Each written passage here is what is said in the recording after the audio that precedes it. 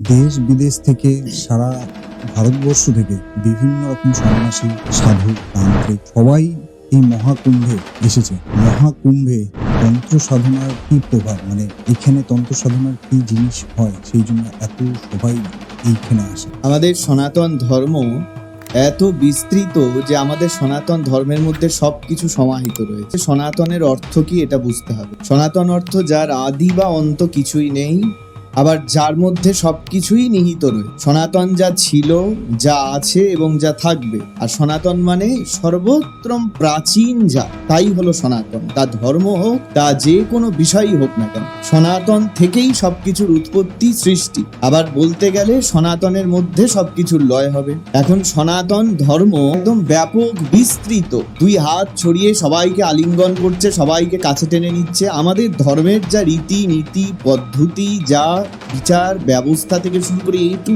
Z, সেগুলি বাকি সব ধর্মের মধ্যে দেখবেন আমাদের ধর্মের বিষয়গুলোকে ওখানে আপনি পেয়ে যাবেন।